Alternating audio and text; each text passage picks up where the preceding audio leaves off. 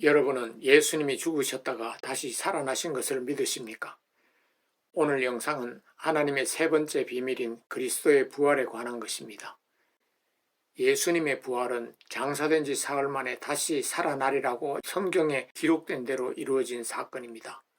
예수님께서는 공생의 사역 기간 동안 제자들에게 자신의 죽음과 부활에 대해서 예루살렘에서 많은 고난을 받아 죽임을 당하고 제3일에 살아나신다는 것을 제자들에게 세 차례에 걸쳐 직설적으로 말씀하셨습니다. 이러한 직설적인 말씀 외에도 자신의 몸을 성전에 비유해서 그리고 요나의 표적과 목자의 권세에 비유하시면서 자신이 부활하실 것을 세 번이나 암시하셨습니다. 이러한 예수님 말씀 가운데 특징적인 것은 단순히 죽는다는 사실에 머물지 않고 항상 3일 만에 살아나신다는 희망의 메시지가 함께 포함되어 있는 것을 볼 수 있습니다. 그러나 제자들은 이 말씀에 귀를 기울이지 않았습니다. 예수님 부활하신 몸은 어떤 몸이었을까요? 예수님 부활하신 몸은 외관상으로는 죽기 이전의 몸과 동일했습니다. 우리의 몸과 같이 눈으로 볼 수 있고 만질 수 있고 음식을 먹을 수 있는 몸이었습니다. 예수님께서는 반복해서 제자들에게 내 손과 발을 보고 나인 줄 알라, 또 나를 만져보라고 하시면서 그가 육체를 가지고 계심을 보여주셨습니다. 그리고 구운 생선을 제자들 앞에서 드시기도 했습니다. 그렇지만 연약함과 질병과 사망과는 관계가 없는 영생할 수 있는 몸으로 부활하셨습니다. 그리고 시간과 공간의 제약을 받지 않는 신령한 몸으로 부활하셨습니다. 제자들이 유대인들을 두려워하여 문을 잠그고 있었는데 그곳에 갑자기 나타나신 것이라든지 부활하신 그 몸으로 또 승천하셨습니다. 이것이 우리에게 주는 메시지는 하나님께서는 보시기에 심히 좋은 육신을 가진 몸으로 우리를 창조하셨는데 그것을 반드시 회복하신다는 것을 예수님의 육체적인 부활을 통해서 확인해주고 있습니다. 그리고 예수님 부활하신 그 몸은 장차 우리 모든 그리스도인들이 입을 바로 그 몸입니다. 성경에서는 부활의 증인들에 대해서 상세하게 기록하고 있습니다. 부활의 첫 증인은 모든 복음서에서 공통적으로 등장하는 막달라 마리아입니다. 그리고 야고보의 어머니 마리아, 살로메, 요한나입니다.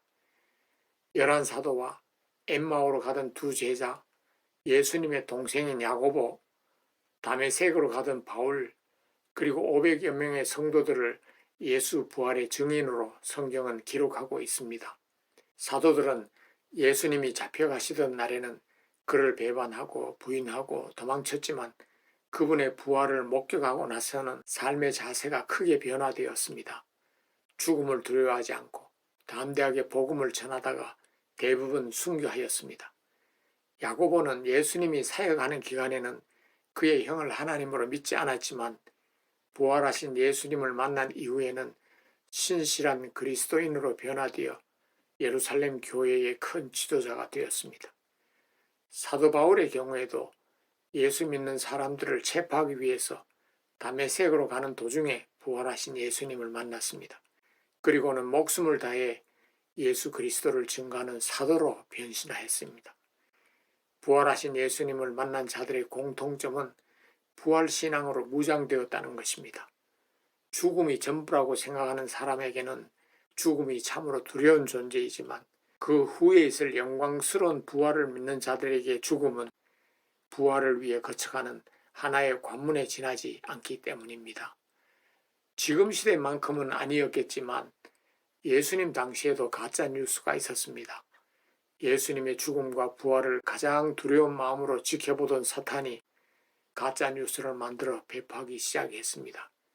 그가 가장 즐겨 사용하는 무기인 거짓말을 이용해서 예수님의 죽음과 부활을 사람들이 믿지 못하도록 하기 위해 만들어진 것이었습니다.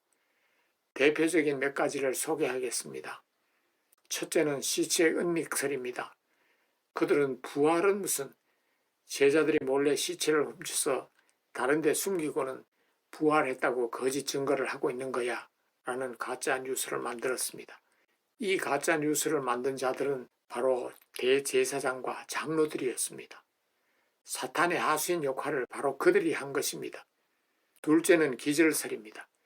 부활은 무슨 십자가에서 기절했다가 나중에 깨어났는데 그걸 부활이라고 속이고 있는 거야 라고 가짜 뉴스를 전하는 무리도 있었습니다. 세 번째는 아예 부활이라는 것은 없다는 것입니다. 사람은 한번 죽으면 다 끝이야 라고 사람들을 속였습니다.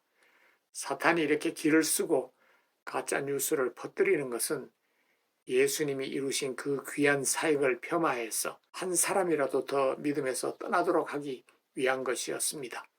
실제로 이러한 거짓 소문은 상당한 위력이 있었습니다. 사도 바울이 이런 가짜 뉴스에 영향을 받은 사람들이 많은 것을 알고 죽은 자의 부활이 없다면 그리스도도 다시 살아나지 못했다고 하면서 만일 그리스도께서 다시 살아나지 못하셨으면 우리가 전파하는 것도 헛것이요 너희 믿음도 헛것이고 너희가 여전히 죄 가운데 있을 것이며 그리스도 안에서 잠자는 자도 망하였을 것이다.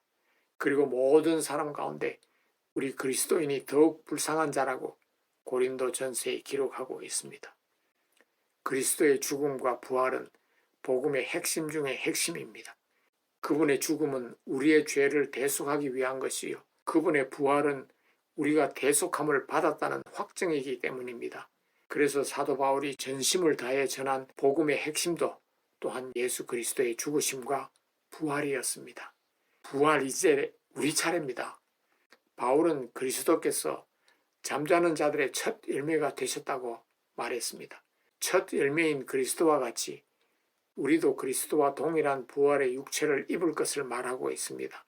그리하여 예수님 재림하실 때 우리도 그분이 입으신 부활의 몸을 입고 하나님의 영광 가운데 영원한 생명을 누릴 수 있다는 산 소망을 가지고 살아갈 수 있게 되었습니다.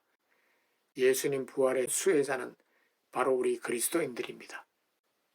그리고 부활에는 두 종류가 있음을 성경은 증거하고 있습니다. 그리스도인들에게 영원한 생명을 주시기 위한 생명의 부활과 불신자들을 최후의 심판대 앞에 세우기 위한 심판의 부활이 있음을 사도 요한은 증거하고 있습니다. 사도행전에서 누가는 그리스도인들의 부활을 의인의 부활로, 불신자들의 부활을 악인의 부활로 나누고 있습니다.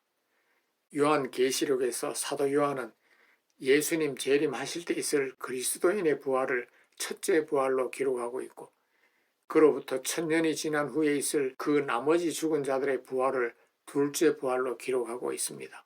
생명의 부활, 의인의 부활, 그리고 첫째 부활은 부활의 목적과 대상과 순서 면에서 구분하기 위한 것이고 실제로는 이 세 가지 모두가 동일한 것입니다. 바로 우리 그리스도인들의 부활을 지칭하고 있습니다.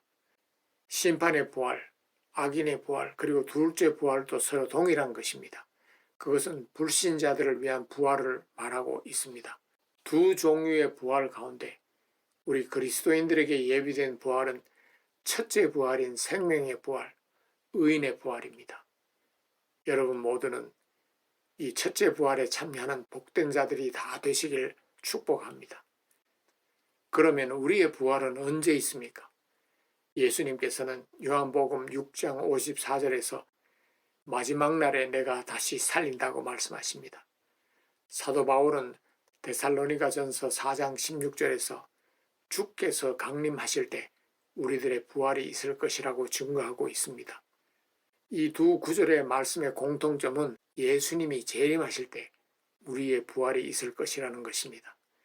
사도 바울은 이어서 그리스도 안에서 죽은 자들이 먼저 일어나고 그 후에 우리 살아남은 자들도 그들과 함께 구름 속으로 끌어올려 공중에서 주를 영접하게 하셔서 우리가 항상 주와 함께 있을 것이라며 부활의 순서와 그 이후에 있을 일까지 구체적으로 말씀하고 있습니다. 예수 그리스도께서 우리들을 위해서 이루어 놓으신 이 귀한 은혜를 우리의 것으로 만들어야 되지 않겠습니까? 방법은 단 한 가지입니다. 우리 주 예수 그리스도를 구세주로 믿음으로 이 귀한 은혜를 우리의 것으로 만들 수 있습니다. 예수님께서 장사된 지 사흘 만에 죽은 자들 가운데서 다시 살아나신 것을 믿습니다. 라는 믿음의 고백을 통해서 예수 그리스도의 그 부활의 능력을 소유하는 자가 될 수 있습니다.